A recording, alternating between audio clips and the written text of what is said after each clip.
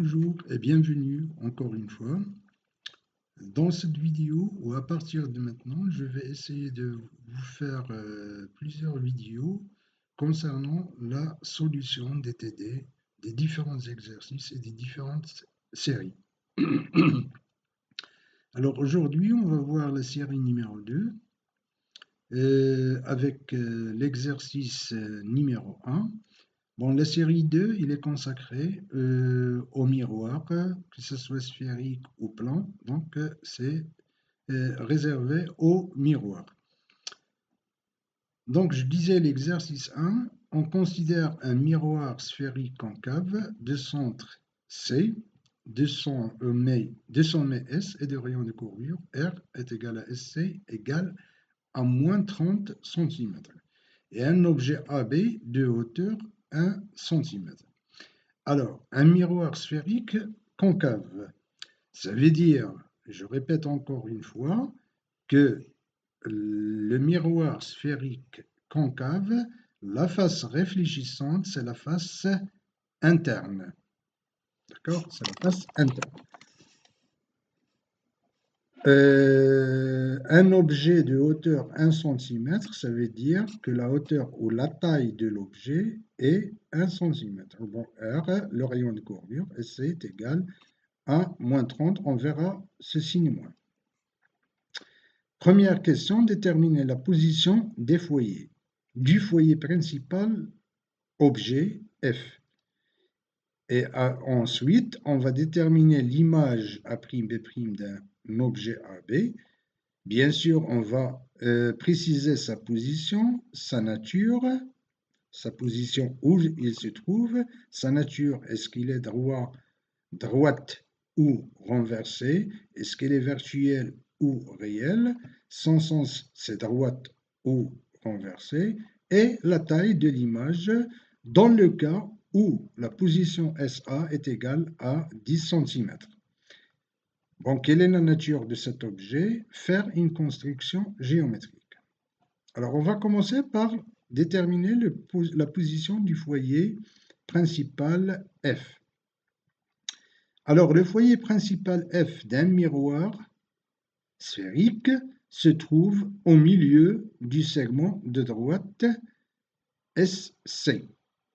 Donc SCF, on a vu ça dans le cours et on peut le démontrer facilement en deux lignes. Bon, SF est égal à SC sur 2. Comment on va faire? On va prendre la relation de conjugaison d'un miroir sphérique, 1 sur SA plus 1 sur SA' égale à 2 sur SC. Et à partir de la définition du foyer principal objet F, la définition du foyer principal objet F est telle que l'objet est au foyer F et son image à l'infini.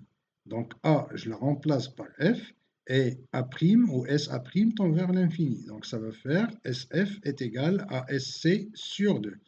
Donc SF est égal à SC sur 2, c'est ce que j'ai trouvé ici. Donc pour un miroir sphérique, le foyer principal objet, il est toujours situé au milieu du segment de droite SC. Le segment de droite reliant le sommet au centre du miroir. C'est au milieu. Deuxième chose, ou bien la deuxième question, la position de l'image A'B'. Il est obtenu à partir de la relation de conjugaison. La position, c'est-à-dire où se trouve l'image A'B' par rapport à S. Donc, c'est pour cela qu'on utilise la relation de conjugaison avec origine au sommet. Donc, c'est celle-ci. Et on va déterminer SA' en fonction, bien sûr, soit de SF en utilisant 1 sur SF et SA, soit en utilisant SC et SA. Donc, c'est la même chose. Le grandissement linéaire, il est donné par la taille de l'image sur la taille de l'objet. Dans le cas d'un miroir sphérique, c'est moins SA' sur SA. Et SA', je vais la calculer d'abord à partir des données de l'exercice. Vous avez SA est égal à 10, SF moins 15, AB est égal à 1 cm. Et je calcule SA' ici, je remplace dans gamma pour trouver cette dernière justement. Alors, on trouve que SA' est égal à moins 6 cm. Et gamma, on trouve c'est 0,6. Donc, et enfin, à la taille de l'image, c'est 0,6. D'abord, gamma SA' est égal à moins 6, c'est-à-dire qu'il se trouve dans l'espace réel image. Donc, par conséquent, l'image A'B' est réelle. Gamma, elle est positif, donc l'image, elle est droite. Gamma, elle est positive, ça veut dire que A'B', elle est supérieure à AB, donc elle est de même taille. Et de taille plus petite. Donc A'B', c'est 0,6, alors que AB, c'est 1 mètre, 1 centimètre. Donc elle est de petite taille. Donc l'image est plus petite que l'objet. Mais l'objet, il est, comment? Il est virtuel. Il se trouve à droite du miroir sphérique concave. Donc c'est virtuel. Donc l'objet virtuel, l'image, elle est réelle, et elle est droite et de taille plus petite que la taille de l'objet. Voilà pour la nature ou les caractéristiques de l'image dans ce cas-là. Pour la construction géométrique, GAB, le SA, elle est égale à 10, donc plus 10, donc elle est de ce côté-là, donc il est virtuel. Et F, il se trouve au milieu de CS. Alors, un rayon qui arrive parallèle sur le sur le miroir sphérique concave, sa continuité passe par le point, ici le point B de mon objet. Une fois qu'il est arrivé sur le miroir sphérique, il va être convergé vers ou en passant par le foyer F. Un autre rayon qui passe par C, le centre du miroir, et dans le prolongement passe par B, il va être réfléchi sur lui-même, et l'intersection de ces deux rayons, ce rayon réfléchi dans ce sens-là passant par F, et ce rayon-là réfléchi sur lui-même passant par C, donne la position de l'image A'B'. Voilà. Alors, deuxième exercice, on considère un miroir sphérique de centre C et de sommet S. Elle est éclairée par un faisceau parallèle à l'axe optique. Donc j'ai un faisceau parallèle à l'axe optique CS, provenant d'un objet A situé à l'infini. C'est ce qui est représenté sur la figure 1. Donc vous avez un faisceau parallèle à l'axe optique principal CS, et il provient d'un objet A qui se trouve à l'infini, soit un rayon particulier incident en I. Ce point-là, c'est le point I. D'angle, le rayon particulier, c'est ce rayon-là. D'angle d'incidence I. L'angle d'incidence ici, c'est I. Ce rayon est réfléchi, en coupant l'axe optique, au point A', en A'. Trouvez l'expression de CA' en fonction de R et de I. Et on va conclure.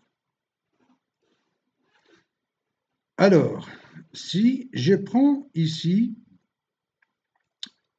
qu'est-ce que je peux dire sur le triangle CIA'?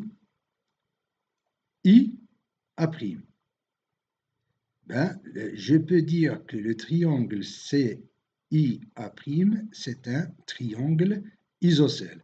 Pourquoi? Alors, parce que, tout simplement, ce rayon-là qui arrive au point d'incidence I, il va être avec une incidence, avec un angle d'incidence I, elle va être réfléchie avec le même angle de réflexion. Donc, l'angle d'incidence est égal à l'angle de réflexion. D'accord? D'un autre côté, cet angle-là, ce rayon, il est parallèle à l'axe optique. Donc cet angle-là, ce n'est autre que cet angle-là. Donc cet angle-là, c'est I, donc celui-là aussi, c'est I. Et par conséquent, j'aurai cet angle-là n'est autre que cet angle-là. Donc le triangle CIA' est un triangle isocèle. Et si je fais la projection H, H, c'est la projection de A' sur CI.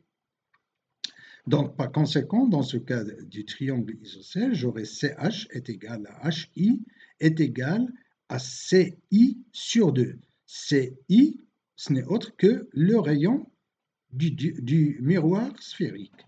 Donc, CH est égal à HI est égal à R sur 2. Avec CI, ce n'est autre que le rayon du miroir. Si je prends le triangle ici, CHA',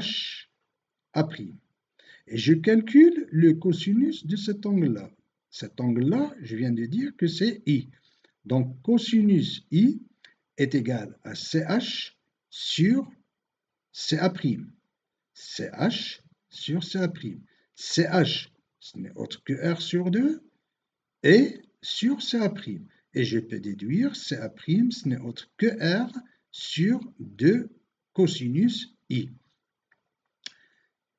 À partir de cette relation-là, qu'est-ce que je peux constater? Que la position de A' par rapport au centre, c'est-à-dire CA', elle dépend de quoi? De l'angle d'incidence I.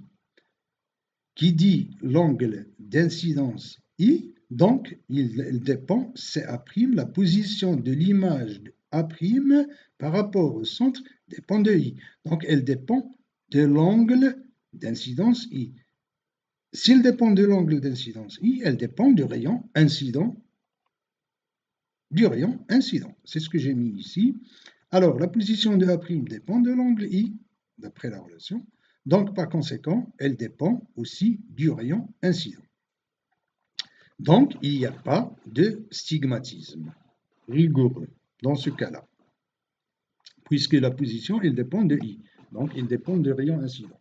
Donc, on aura pour chaque rayon incident un point image. Donc, il y aura une tâche, plusieurs positions d'image. Donc, il n'aura pas un point objet, un point image qui définit le stigmatisme rigoureux. Donc, dans ce cas-là, on n'aura pas le stigmatisme rigoureux. Deuxième question. Montrer que si on se place dans les conditions de Gauss, il y a stigmatisme approché. Et tous les rayons convergents vers un même point A' dont on déterminera la position. Ben c'est simple.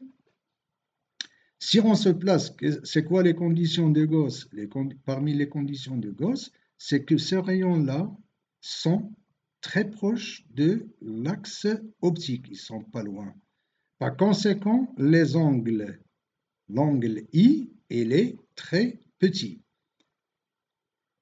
Si on se place dans les conditions de Gauss, le rayon incident doit se trouver au voisinage de l'axe, c'est ce que je viens de dire, c'est-à-dire plus proche de l'axe optique, et par suite, l'angle d'incidence I est très faible. Si est très faible, proche de 0, ça veut dire que ce cosinus I est égal à 1.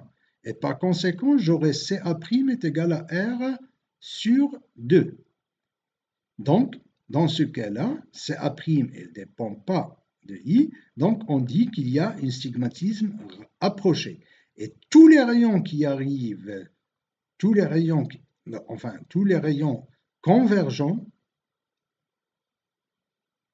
vers ou convergent vers un même point A' qui sont ou qui se trouvent, où ça, qui se trouve dans le segment de droite SC.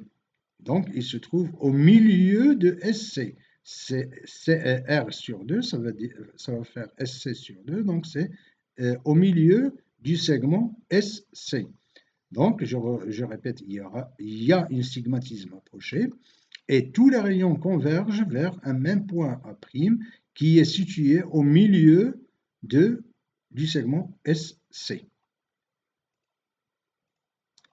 Voilà pour aujourd'hui. On va essayer de terminer, de continuer pour la prochaine fois.